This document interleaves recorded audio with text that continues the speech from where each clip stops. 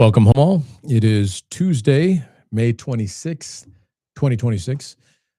I think it just like the Thursday through the weekend till now, it seems like more than just like 4 or 5 days. It almost seems like a full week for not being on, in that window of time and all the things that go on. And quite literally, when I'm going through the weekend, after the Thursday and we get to like Friday, Saturday, obviously, you're downloading, you're finishing your week, your work week, going into the weekend, whatever you have planned, whatever it is you're doing.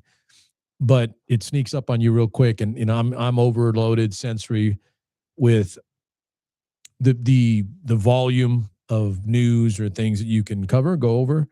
It's almost, too much. Well, I'll just say it is too much to cover that way. I mean, I'm not a 24-hour news station.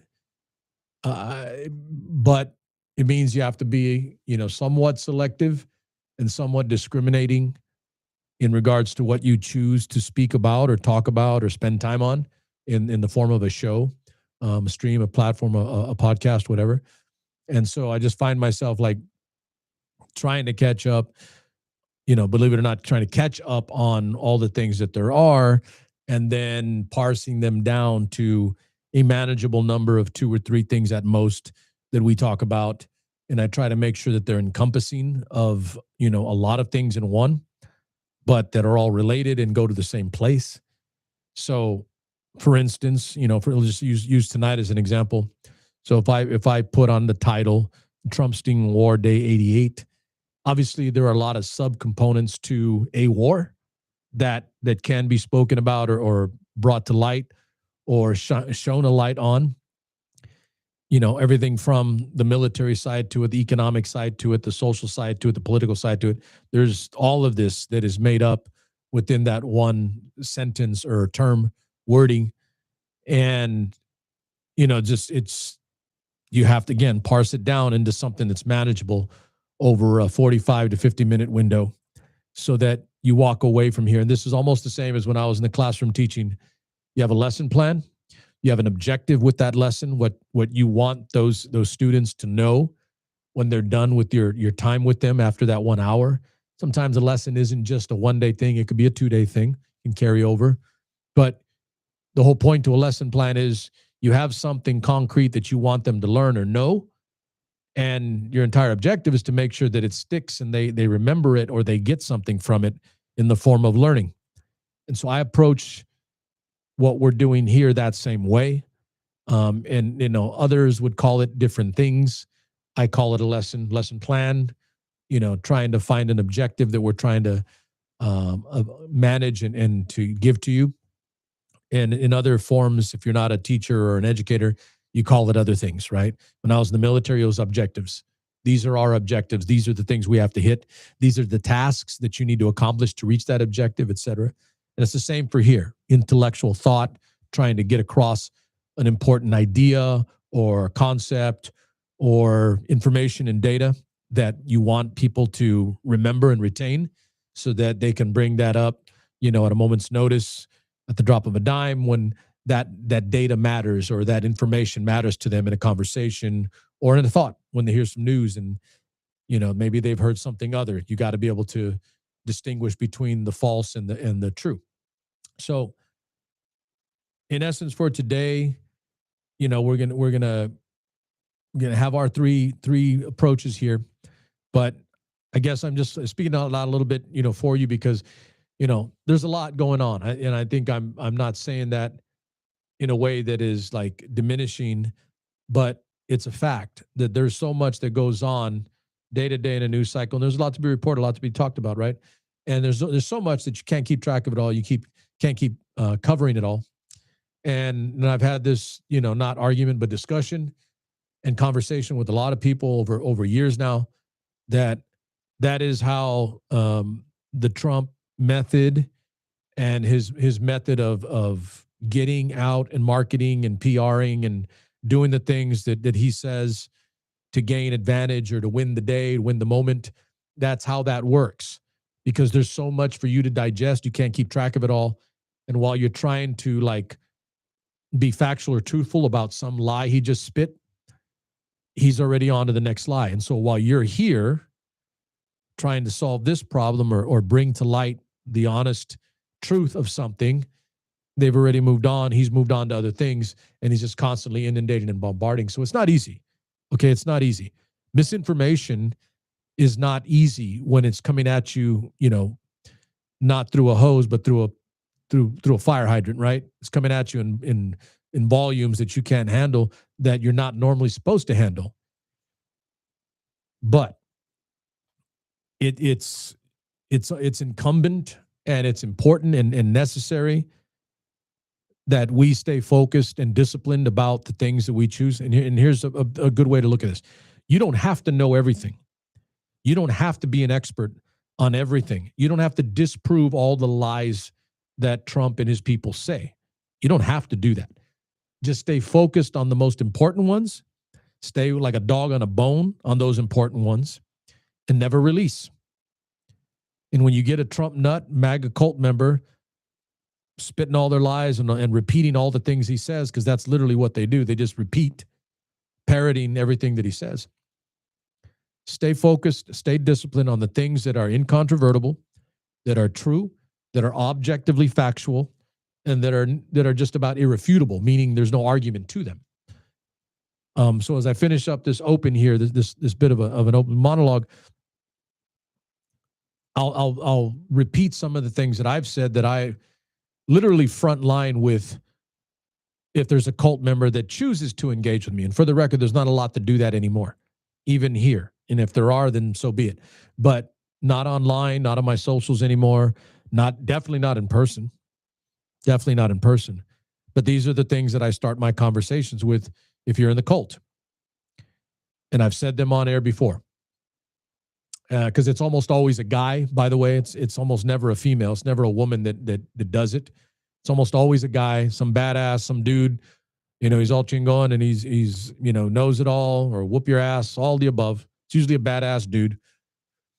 And I always begin the conversation with, do you have a wife? Do you have a daughter? Do you have a mother? Do you know any females? Almost invariably, they always say one, right? Somebody has to have a mother. Most people have a girlfriend, a wife, or some kind. And a lot have probably a daughter or sister, etc. So when you begin with that, then you just start with the simple.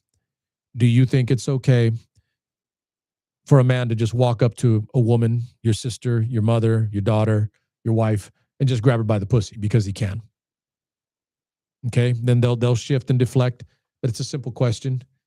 The answer is, it's not rhetorical at all. This should be as simple as it gets. The answer is simple and should be a no. Nothing difficult here. It should be just no. And if you're supporting them, then you support that, right? If you can't say no, and you'd be amazed at how many can't say no. They can't. They won't fight it. Or excuse me, they won't. They can't. They know what the trap is by laying it out that way. They have to say that it's not okay, but they know that if they say it's not okay, then they're basically disagreeing with their God King, the fat emperor. And you'd be amazed at how hard it is for them to do that. Okay, that's one. And I'm using these in chronological order, by the way, because they happen in chronological order, and they're varying and differing degrees of cult member, of MAGA cult members for Donald Trump. There are different degrees to this.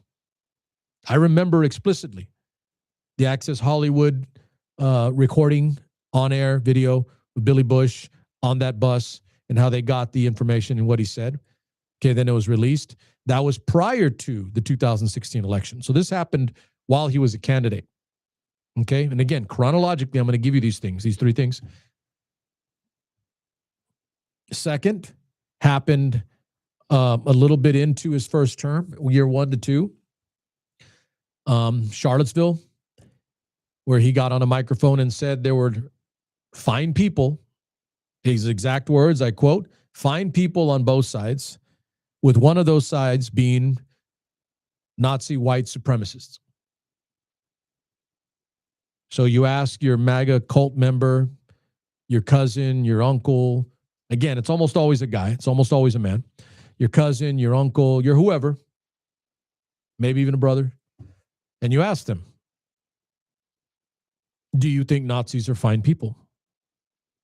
And as I said a minute or two ago, the answer is simple, not complicated. The answer is no. Right? It's not difficult. This is objectively, patently simple. No. It's generally understood around the world and historically that Nazis are not fine people. They're some of the worst people that the world and humanity has ever produced, period. That is objectively true. That's an understood, measurably understood name, term, group of people. So you ask your MAGA cult member, Theo or Primo or friend or whatever, again, almost always a dude, do you think Nazis are fine people? The answer is no. Should be that simple. But you'd be amazed, again, at how hard it is for them to just say no. Because, again, the trap is simple. It's overt and obvious. You just throw the trap in front of them. You could literally just tell them, I'm gonna put out a trap for you. Let's see what you do, right? Not if you're going to get caught in it or not caught in it. Like, what are you going to do? I'm laying a trap for you. What are you going to do with it? So the trap is, I ask you the question, do you think Nazis are fine people? The answer is simple. It should be no. And if that's the trap, then so be it. But you'd be amazed at how hard it is for them to say no. Because again, knowing what you're doing or what you're saying to them, they know by saying no that yes, Nazis are not fine people. Nazis are bad people. That they are going against their God King, their fat Fuhrer, the lard ass in chief, the rapist, racist traitor, Donald Trump. You'd be amazed at how hard it is for them to do it. It's almost funny. I'm actually giving you some comedy here. I'm giving you comedic, a comedic approach to dealing with the MAGA cult members, because you got to laugh at some things, right? So those two things chronologically, one right before the 2016 election, the second right after, within his first year to two of the first presidential term that he had. Do you think it's okay for a man to grab a woman by the pussy? That's one. Two, happened a little bit later, after he was in already. Do you think Nazis are fine people? That is the second one. Again, obviously, the answers are simple, not complicated. For regular people, by the way, not if you're in the cult, again. But it's funny to do this to them because you're going to have some fun watching and listening to their excuses, their deflections.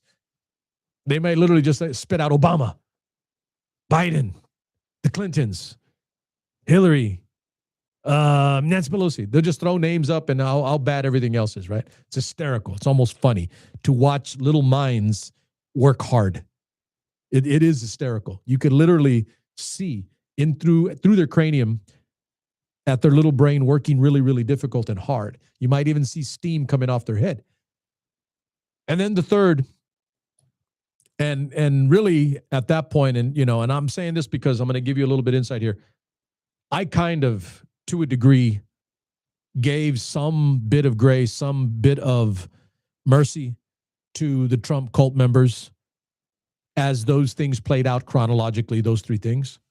I heard all the answers, all the excuses, all the bullshit of how they made it okay, the things that he says, the things that he believes. And then we got to January 6th. Okay? At the end of his first term and his attempt to stay in power through an illegal coup, an attempt to overturn a constitutionally mandated election. I repeat, a constitutionally mandated election. He attempted a coup. And there's no debate with that. You have to be asshat stupid, literally clown car, tinfoil hat, to be able to argue that that was not an attempt to stay in power, a coup, an American coup. First one we've ever really seen. Okay?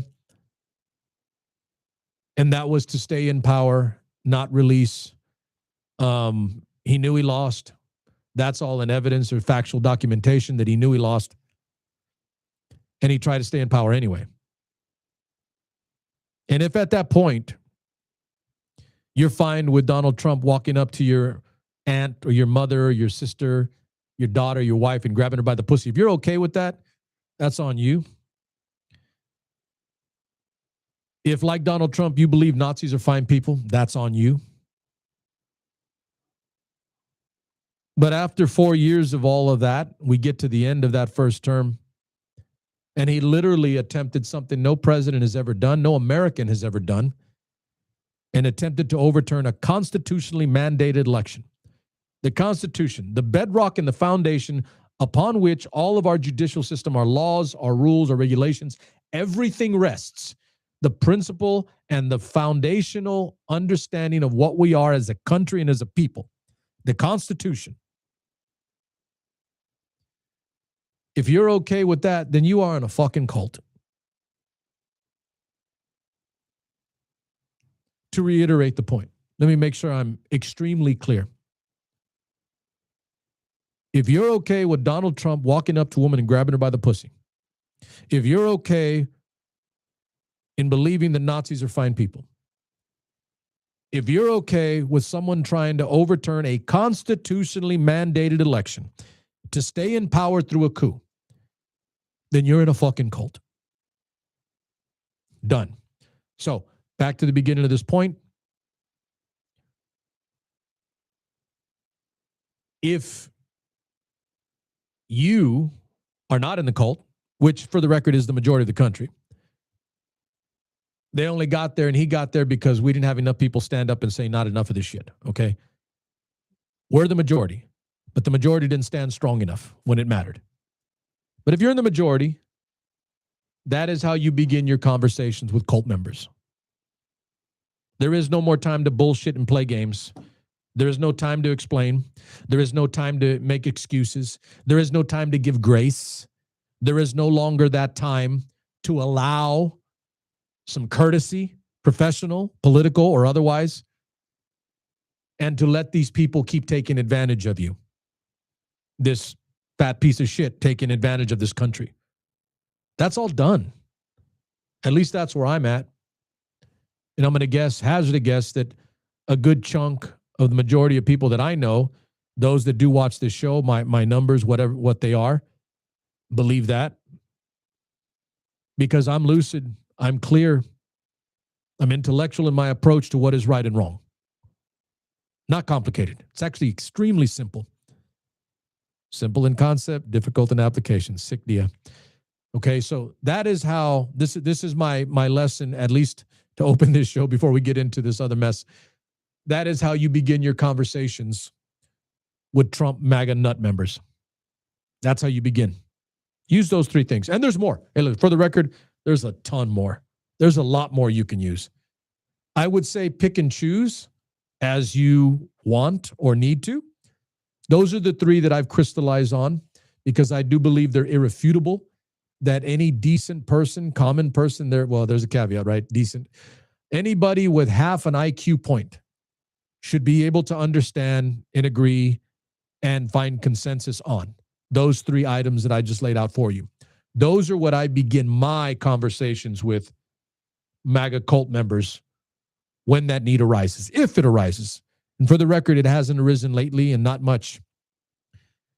Most my family and friends that are anywhere near that, they're not around me. They don't talk to me. They don't bring it up. They know better because they know that I won't stop if they bring it up. I don't start the fight, but I will fucking finish that fight. That is how I was raised. I was raised by a father never to pick a fight, never to start shit. Don't instigate. Don't do things just because. But if someone brings the fight to you, you end that shit. You finish whoever it is. Because if they're willing to do that, then you need to make sure they have no capability afterward. So that's how I begin, if we get to that point, my conversations with MAGA cult members. And I offer these up to you with very specific rationale and thought and language on how to defend yourselves against the MAGA cult members. Because I'll say like in a micro Mexican America, micro, but macro for sure, everybody in America. Let's just say micro for Mexican America. Everybody has somebody There's a cousin, a brother, an uncle. And again, it's almost always a guy. The women kind of go with what the husband or the other is going. That's not a diminishing thing, but that is a fact thing. And it's almost always the guys that are willing to argue the most. Okay? So use those. Arm yourselves with information. Arm yourselves with data. Arm yourselves with fact. This is the show for the thinking Mexican. That is what I seek to accomplish in discussing these things with you. Giving you tools, giving you weaponry with which to defend yourselves against the MAGA cult members. Right? And they're potent because they're true. Facts are stubborn things. John Adams. Facts are stubborn things. They work if you don't release and you know how to wield them. They don't work if you cave and you're afraid to. But I'm here to offer you backbone. I'm here to stiffen your spine because you are right. Because we are in the right. The majority is in the right. That vocal minority, that loud minority that talks a lot of shit and opens their mouth and says all kinds of stupid crap, they're in the minority.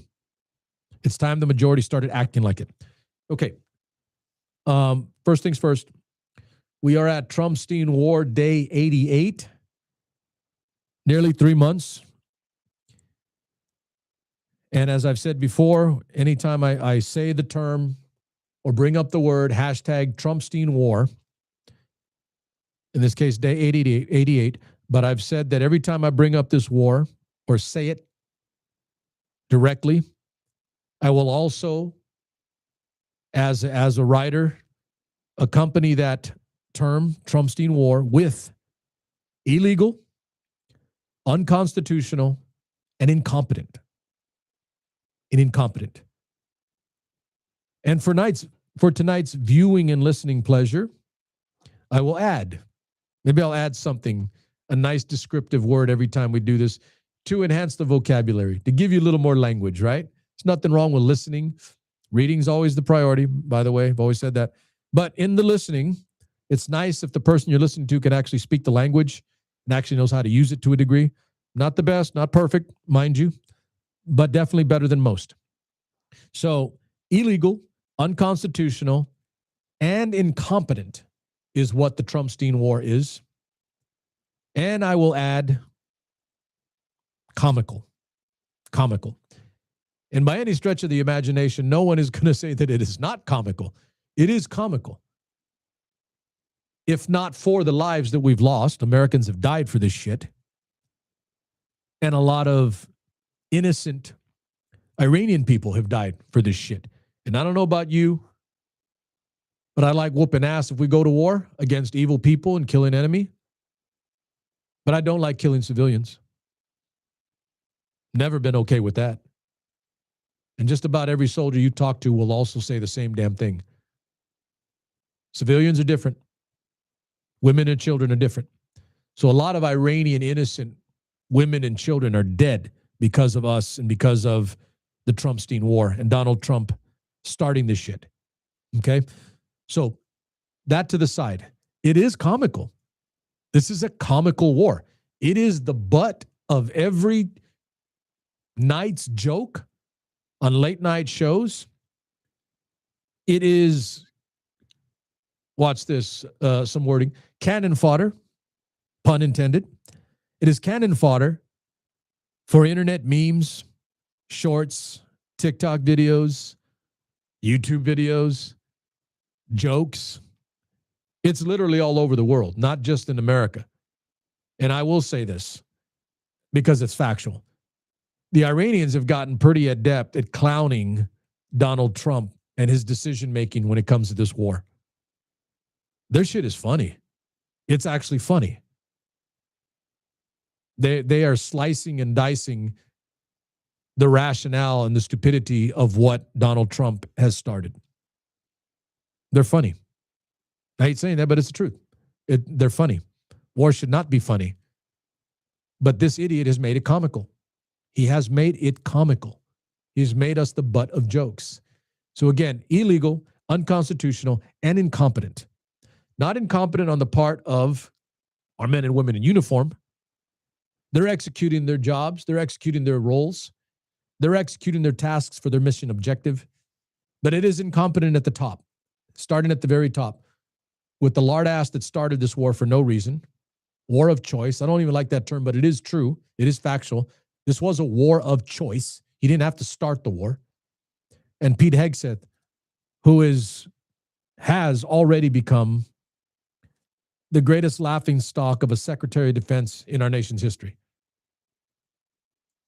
And he will go down as probably the worst Secretary of Defense that we've ever had, in addition to the worst president that this country has ever seen, that we've ever had. So last point to hear on this joke of a war. I won't go too far because I don't need to, but we all know generically and objectively provable that everything costs more. The economy is not better. We're paying more for gas, for food, for all kinds of things. And there's going to be other ancillary things that start to reach additional costs, meaning they're going higher. The fertilizer thing is a real thing. For farmers, ranches, et cetera, that's going up. There's going to be a lot of additional product that we normally don't see that start going up in costs, and it's going to reach to deeper and deeper segments of our population. The costs. So we all know that. These are objective truths. And the laughable thing with the cult members, MAGA cult members, is that they can run their mouths like ad nauseum nonstop when Joe Biden was in office and gas prices were high. But now their asses are puckered and their lips are puckered too because they can't say anything about gas because Donald Trump is raising gas prices, going to go over what Joe Biden's high was, but they're not going to say a damn thing because they're shills, they're lemmings, they're sheep, all the above. Shut up when fearless leader does it. Run your mouth when someone you don't like does it. It's comical. That's comical. Plenty of fodder, cannon fodder for late night host comedians, etc. Okay. So yeah, comical. And when this is done, and for the record, I'll say this. I don't know how this ends. I don't think anybody knows how this ends. The idiot who started this doesn't know how it ends. Consider that. And he even said so. And he had his stupid ass people saying like, oh, he's smart because he doesn't want to give the enemy any clue as to what he's doing. It's easy to not give the enemy a clue to what you're doing when you don't know what the fuck you're doing. Consider that. It is extremely easy to not let the enemy know what you're doing when you don't know what the fuck you're doing. And that is the state in which we exist, with the president and secretary of defense that don't know what the fuck they're doing. Literally winging it. Literally shifts with the narrative depending on the day. But these are some objective truths that I've seen, that I know, and that I want my listeners to remember as let me put a pin on this little bow on this first portion. This is what I want my members to know. There are some people that are benefiting from this war, not the United States. Make sure I'm clear on that. Well, if you're in the cult, yeah, he could feed you the shit taco and you're going to ask for hot sauce. You're going to ask him some salsa on that shit. See, senor, hey, Mr. Trump, give me a shit taco and give me some salsita with that. That's what you're doing if you're in the cult. But the rest of us know it is not better. It is not good. It is bad. However, the Iranians, now that they actually control the Strait of Hormuz, when heretofore, prior, they did not. And I'm going to say this because I thought it was hysterical. They're learning how to clown us. I say us, not me personally, but us as a country because of the lard ass that put us there. They're not charging a toll. I think the term was they're charging an environmental protection tax, which is all kinds of asshat funny. It is hysterical in ironic ways that are subsurface, nuanced, subtle, and alternate reality bending. That's how funny that shit is. that the Iranians are not charging a toll. They're charging an environmental protection tax. But the bottom line is they're charging and they're making money.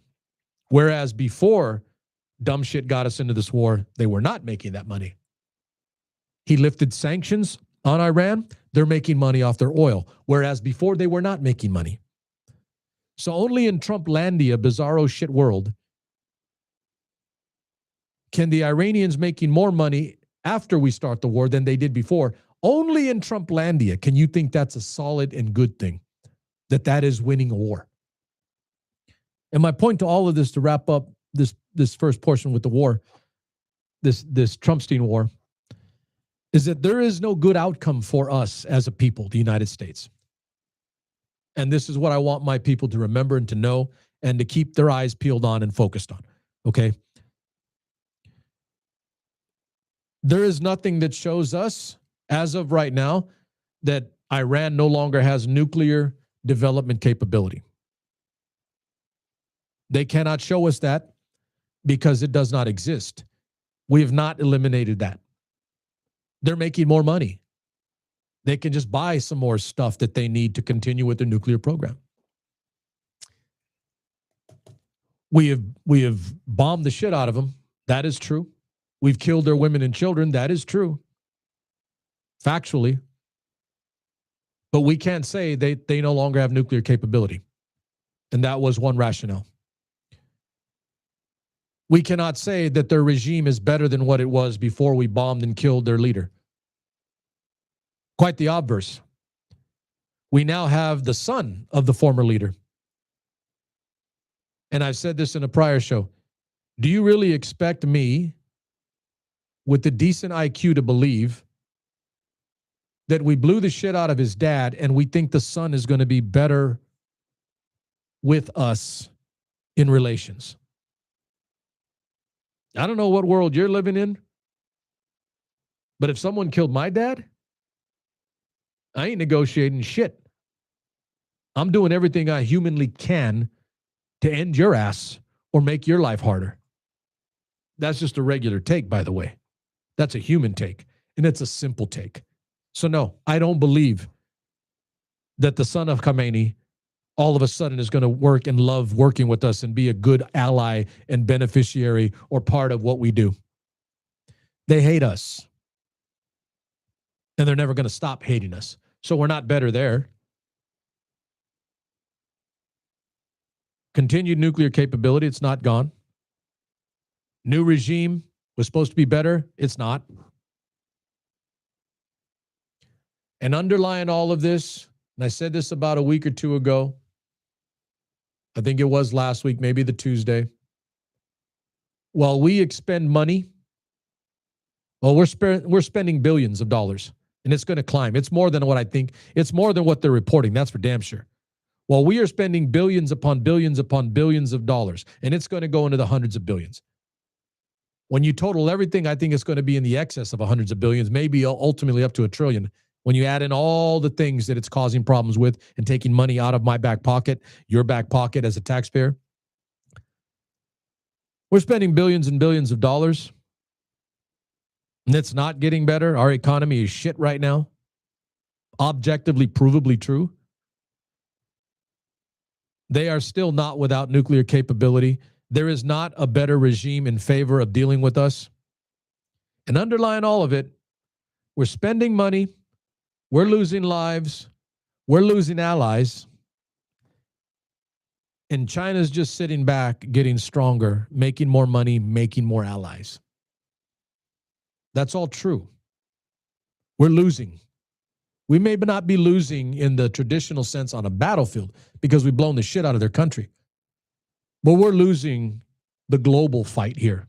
We're losing the global war for being the world superpower. We are weakening ourselves financially. We are weakening ourselves with allies. And if you don't have money, you don't have friends, what the fuck do you have? Oh, a ballroom. My bad. A golden ballroom. So lard ass can do his two-handed stroke cock dance.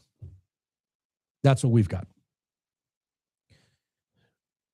Moving on from the Trumpstein War, day 88, 3 months.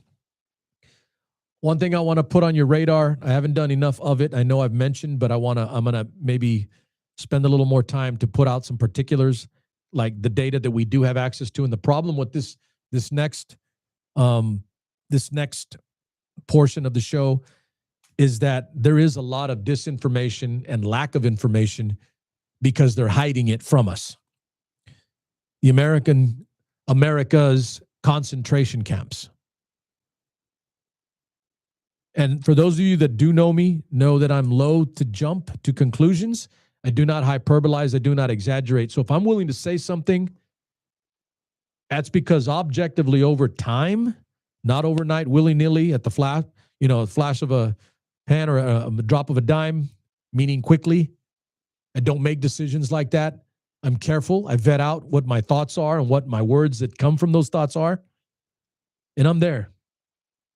These are American concentration camps filled with brown people that look like me. They may not all be Mexican. There are other countries, other Latin American countries and other places, but brown people for the most part, stuck in concentration camps, stuck in camps that are subhuman. And it kind of reminded me, just to mention it and to bring it up for my viewers, to listeners, so that you keep your eye on this. Again, this is the show for the thinking Mexican. Use your good judgment. Use sound and intellectually thought out decisions in what you view and what you watch, and seek out information. Read, find articles. It's out there. They're out there for you. But we are putting people in camps like we've never done in the history of this country. At least not by volume anyway. For those of you who remember your history, we did inter. We put Japanese people during World War II that lived in America. We put them in camps behind the rationale that they were Japanese and we went to war with the Japanese Empire and that we didn't know if we can trust them and they were going to attack us or do something, right? It's a black stain in our history, because I have a friend that's full-blooded Japanese whose parents were from that time, and he's about as solid as American as any I'll ever meet. Black stain on our history. But we have that black stain again today. Now it's just brown people. So the governor of New Jersey, her name's Mikey Sherrill, and I kind of like her. I liked her when she was in the Congress. She ran for governor and she won.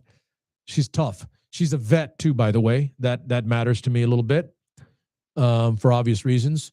But she's a veteran. She's tough, well-spoken, articulate, and she has a spine.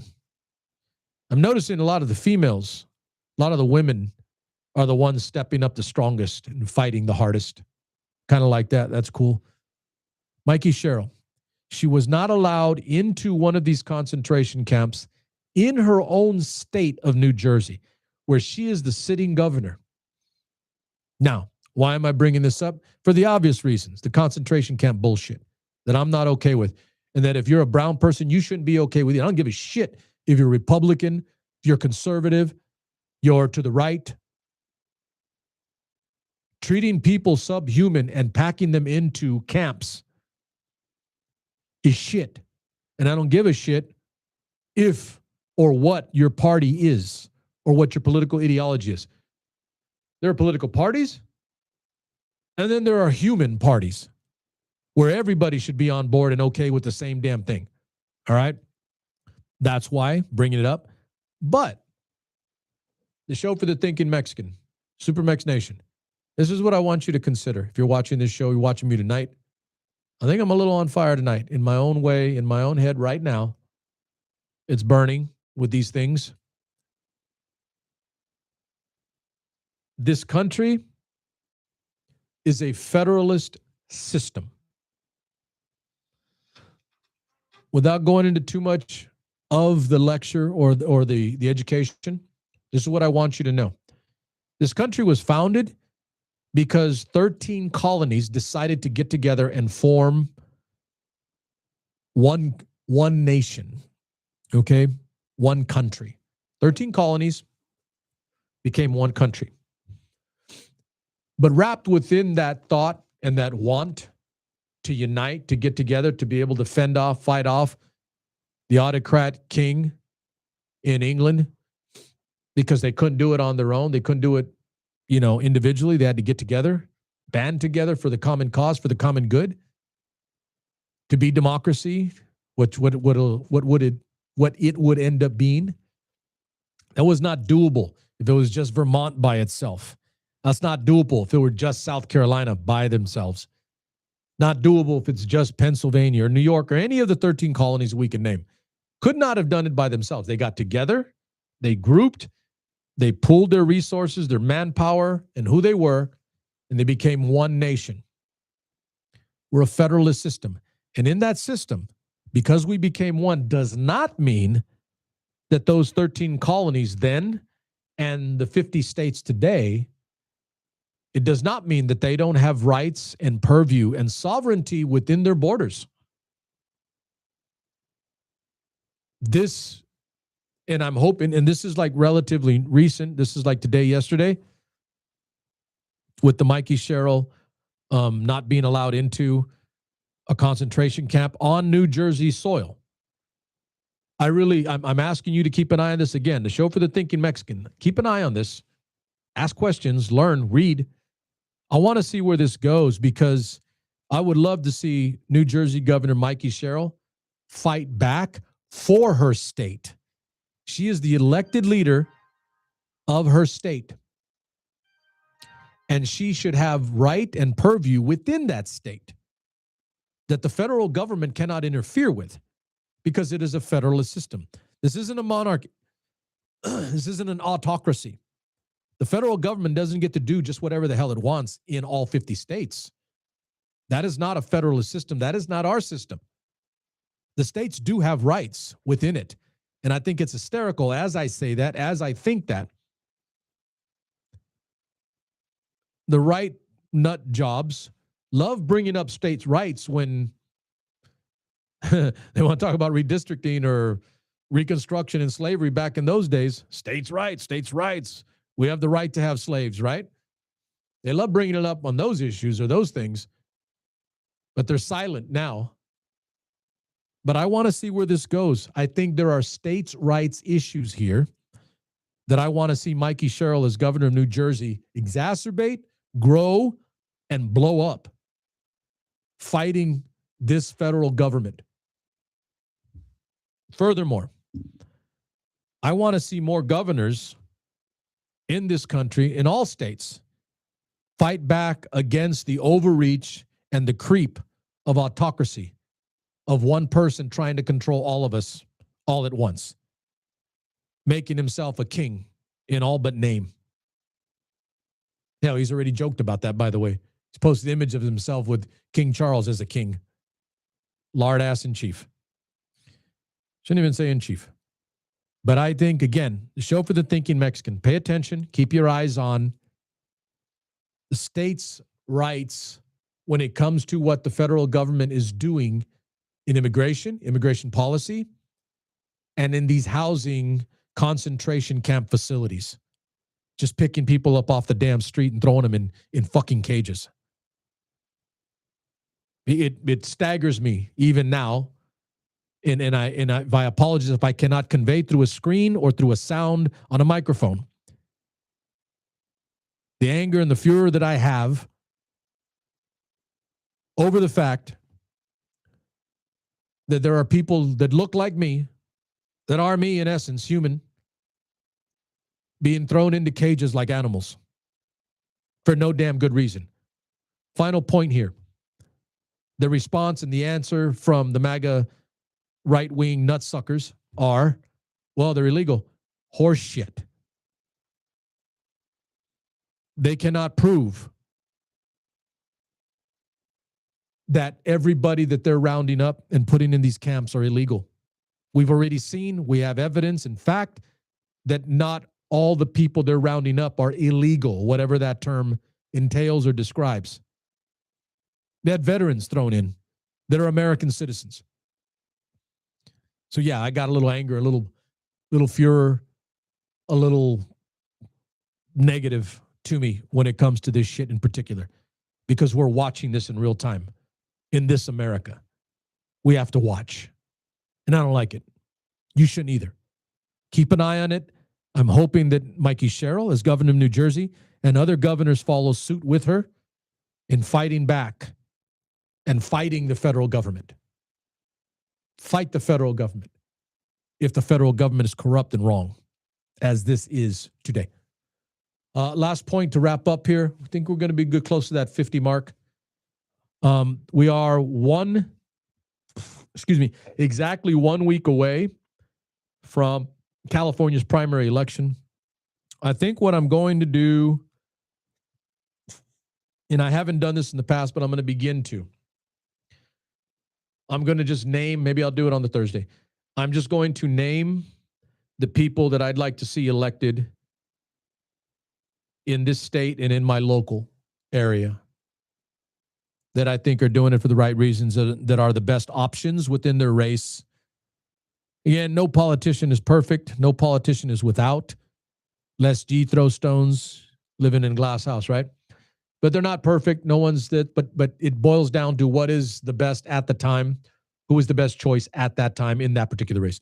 So I think I'll give you somewhat. And again, I'm not trying to cover all kinds of races, but the ones that I think matter, the ones that I'm knowledgeable on and have a background or an understanding in the candidates in their particular race.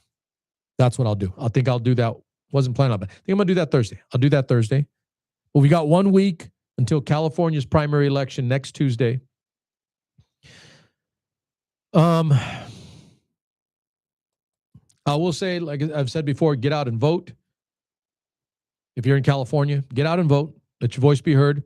But a subtle, well, not so subtle, reminder that if you got 2 pieces of shit on a ballot, don't vote for any. That is also your constitutional right. You have a right to vote. But it doesn't say you're obligated to actually vote. You can choose not to. And you'd be amazed at the powerful message it sends when you elect not to choose someone in a race. That tells people after the race, wow, this person voted for all these other races but chose not to vote for that race in particular, maybe because they're bad. That is how you send a message. You can do that too. But in general, exercise your right. Get it? Exercise your right to vote. Doesn't mean you have to vote. It just means you are fully aware of what you're doing. You're knowledgeable. You're understanding. You've done your homework. You're familiar. You've made good, concerted effort to make a decision based on facts and what is objectively the best for you, what is good for you, and I would hope what is good for your area, what is good for your state, and what is good for this country. That's what I would hope. So election home stretch.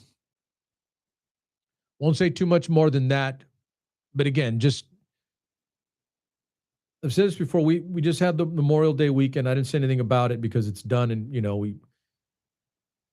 didn't want to make too much of an issue, but obviously it's important to me. But Memorial Day weekend, I was told this when I was a young vet, just after I was out of the Army with some other veterans, some older guys. And I think I may have said this on air before, but I'm going to remind myself and remind you, my listener. One dude, the older dude, told me, he was sitting in front of me. A guy came up and he said, "I want to thank you for your service." The older gentleman that's a vet that I was with said, "Don't thank me for my service." And the guy looks at him and like, "Well, why not?" He goes, "You don't have to thank me for my service. I chose to serve. The best way you can thank me or any serviceman or any member, any American that is chosen to wear the nation's cloth, the best way to thank them is by being a better American. Be a better American. Don't just accept shit. Don't be part of the flock of sheep. Don't just roll with it. Don't be so against one thing that you uniformly go against, go with the other because you hate one side so bad that you feel like you have to go the other when both are bad anyway." But I never forgot that and I use it. Not mine, but I use it. Use it liberally and freely. I love using it. Don't thank me for my service. Be a better American. That's how you can thank a serviceman. You know what? Because the God's honest truth, most vets that I've ever met in my life, it doesn't move them too much. We kind of like, okay, yeah, thank you, whatever. We move on. That doesn't impress me because they're just words. That doesn't impress me because you're just saying it because you think you have to. Some obligation that you don't believe in, but you think you have to because you don't want to be the only one that doesn't. Be a better fucking American. And you won't have to thank a serviceman because we'll live in a badass country the way it was supposed to be. The thought, the ideal, the principle, the philosophy, right? So, home stretch, be a better American about your vote, about your right to vote, about your choices. And I'll say that last point. Don't just vote for some person because you hate the other one so much, so bad, because then it leads you to the mess we're in today. It leads you to this shit. This hellscape of a bizarro America that we're living in today. Okay. We're back Thursday. Maybe I'll put together a little list of the candidates that I want to see get elected, that I've put time and effort and energy into, that I've knowledge and background on, that I've studied and believe in because I think they're the best option or choices in their races. And then maybe a few other things. But we'll be a little more stable going into the summer. For the record, I still will have the Veterans Day Parade Committee meeting on the Thursdays or the third Thursday of every month. So I will not be on air on those nights. I think what we'll do is go to a Wednesday for just that week so that I don't miss any more days. And on air, as of right now, on record, I've got to be more consistent and stable with my time in getting to you guys. Okay. So I hope you had a good Memorial Day weekend. But yeah, remind yourself, it's a weekend, it's a holiday, but damn it, remember why. Okay. People died. It's a memorial. This isn't just Veterans Day. These are the people that died so you can have that holiday and live in this country. Be a better American. And with that, I'll finish my show tonight. Be a better American. Number love for you, and I'll see you this coming Thursday.